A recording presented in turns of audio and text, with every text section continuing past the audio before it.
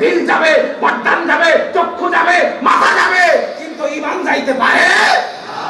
যারা ওলির শানে গোস্তাকি করেছে, আল্লাহর কোরআন সূরা আহজাবের মধ্যে যেই জায়গা আল্লাহ বলেছে ইন্নাল্লাহু ওয়া মালাইকা ইউসাল্লুনা আলান নবী, পরের আয়াতে আল্লাহ বলেছে ইন্নাল্লাযীনা ইউযুনাল্লাহ ওয়া রাসূলা, পরের আয়াতে আল্লাহ বলেছে যারা ঈমানদারদের সাথে বেয়াদবি করে, যারা মুমিনের সাথে যারা বেয়াদবি করে, যারা আল্লাহর ওলির সাথে বেয়াদবি করে, আমরাও আজকে সিদ্ধান্ত নেব, শপথ করব, এই ওলির কসম করে বলছি, বাবা শাহপুরের দরবার থেকে বলছি, যারা আল্লাহর ওলির সাথে বেয়াদবি করেছে, মাজারে হামলা করেছে, আল্লাহর ওলির সাথে গোস্তাকি করেছে, জীবন যাবে, তাদের সাথে আমরা থাকতে রাজি না।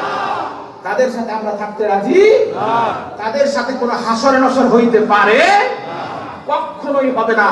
আমরা ওলির দরবারে মাথা দিয়েছি, জীবন দিয়েছি, ওলির দরবারে সেজদা করতে এসেছি, আল্লাহর দরবারে। কারণ ওলির দরবারে আসলে তো আল্লাহ পাওয়া যায়। এই বাংলাদেশ যখন মসজিদ ছিল না, মনে রাখতে হবে তখন মাজার ছিল।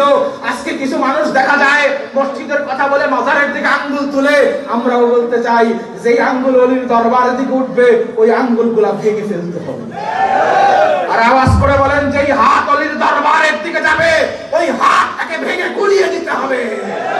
এই বাংলাদেশে বাবা শাহজালাল থাকবে কি থাকবে না? জবান খুলে বলতে হবে, শাহপুরের দরবার থাকবে কি থাকবে না? আল্লামা গাজীপুরীর দরবার থাকবে কি থাকবে না? ওলির দরবার থাকবে। ছাই পোষা যারা আছে, যারা ওলির শানে বেয়াদবি করেছিল, তারা নিঃশেষ হয়ে যাবে। কেমনে তারা নিঃশেষ হবে?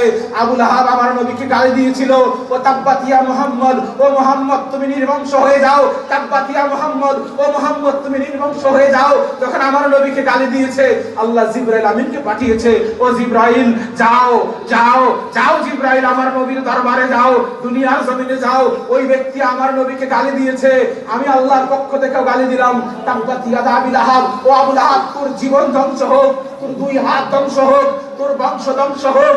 দেখা গেল আবু লাহাব ধ্বংস হইল, আবু জাহেল ধ্বংস হইল, উতবা ধ্বংস হইল, সাইবা ধ্বংস হইল, আমার নবী এখনো আছে না নাই? দুই হাত তুলে বলি, নবী আছে না নাই? যতদিন এই গোলামগুলা থাকবে, নবীর তাজিমও বলেন না, নবীর তাজিমও কেন থাকবে? আমার আলা হযরত সুন্দর করে বলে, আর শাহকে মাসনাদে রিফাতে রাসূলুল্লাহ, ও নবী আপনার ইজ্জত তো তারা জানে না, ও নবী আপনার ইজ্জত তো তারা বুঝে না। কেন বুঝবে? কারণ তারা আমেরিকান ডলারের কাছে বিক্রি হয়ে গেছে। কেন বুঝবে?